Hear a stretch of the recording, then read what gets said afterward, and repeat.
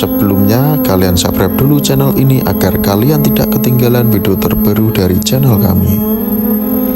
Jatuhnya Pajang. Nun di sana kerajaan Pajang, orang-orang sudah lama mendengar kabar jika Pangeran Benawa bersatu dengan Senopati.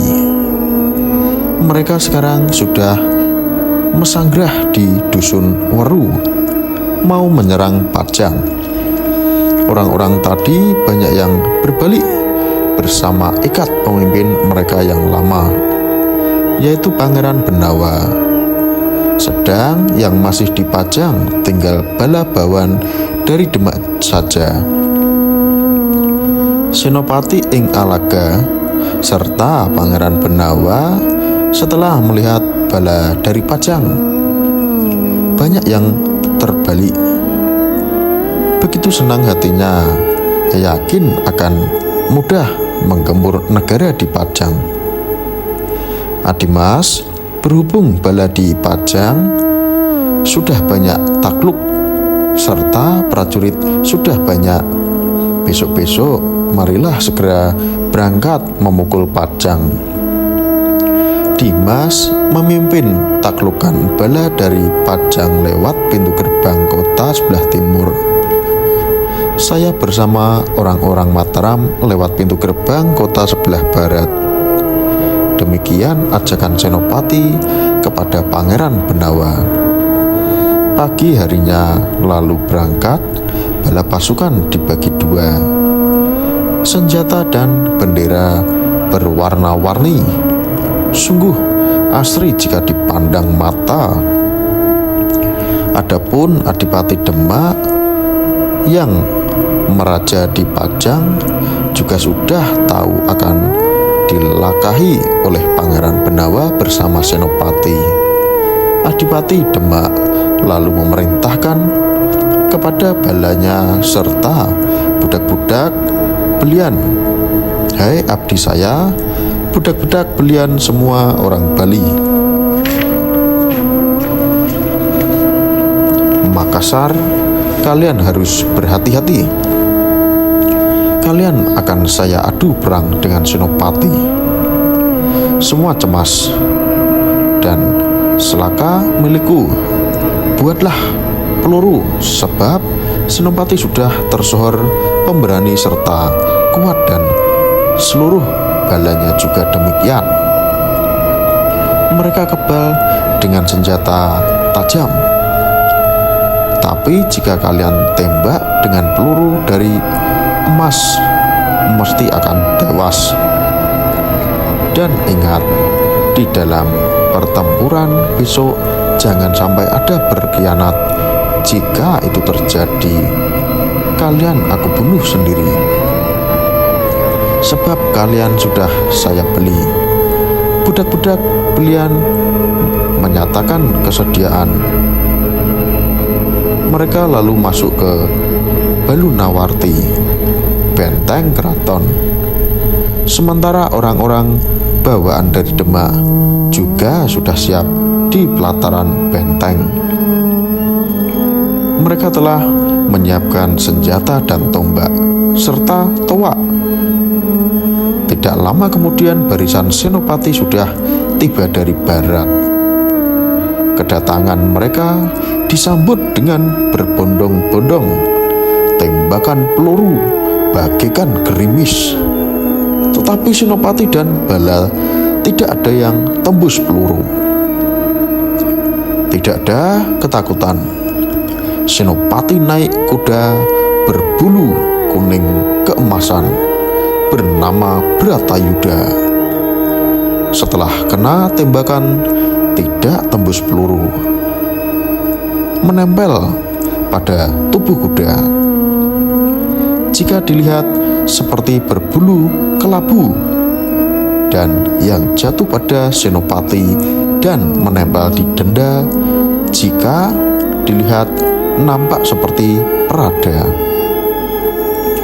Di awang-awang gelap gembita, suara sorak-sorai jin setan peri perayangan yang membantu perang lain semua.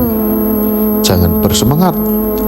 Kalian berperang, yang kalian rebutkan itu apa? Kalian tidak ikut punya perkara. Lebih baik larilah, tinggalkan perang. Kelak jika sudah menang perang, saya kalian dan bebaskan. Semua budak kalian itu setelah mendengar himbauan Senopati segera berlari meninggalkan senjatanya. Senopati dengan seluruh bala tentara sudah sampai di pintu gerbang alun-alun sebelah barat. Pasukan yang berbaris di situ Menteri Pajang bernama Kiai Gedong bersama bala tentara dari Demak. Senopati meminta pintu gerbang supaya dibuka, tetapi orang-orang Demak tidak mau, lalu diamuk oleh Kiai Gedong. Bala Demak yang ada di pintu gerbang banyak yang tewas, lalu banyak yang lari. Pintu gerbang lalu dibuka oleh Kiai Gedong. Senopati yang masuk lewat pintu itu bertemu dengan Kiai Gedong, lalu bersujud. Senopati merasa berhutang budi dengannya, lalu berkata, Kiai Gedong, banyak terima kasih padamu. Kelak bersama keturunanmu dan keturunanku jangan sampai pisah. Jika berbahagia ya ikutilah, demikian jika menderita ikutilah pula. Kiai Gedong mengucapkan terima kasih lalu pamit, mengamuk pada orang-orang Demak yang berbaris di alun-alun. Senopati telah mengizinkan, tetapi Kiai Gedong dikeroyok oleh banyak orang hingga tewas. Senopati sangat terharu, lalu sujud di kainnya, berdoa kepada Allah mengheningkan cipta bala tentara yang berbaris di alun-alun tadi siang mengamuk dengan sesama teman sendiri. Banyak yang tertewas, lalu mereka berlari menyelamatkan diri. Perasaannya Senopati sedang mengamuk, tetapi Kiai justru Martani segera mendatangi Senopati dengan naik kuda. Waktu itu Senopati masih bersujud dan segera dipanggil oleh Ki Juru. Senopati, ayo bangunlah, jangan asik mengantuk saja. Ingatlah, ini sedang berperang. Senopati terkejut lalu bangun dan bertanya, orang-orang Demak yang tadi berbaris di alun-alun tadi, kemana mereka? Kiai Juru menjawab, sudah lari semua. Mari segera ke Kedanton. Kira saya Adipati Demak sudah takut, tak akan maju perang lagi.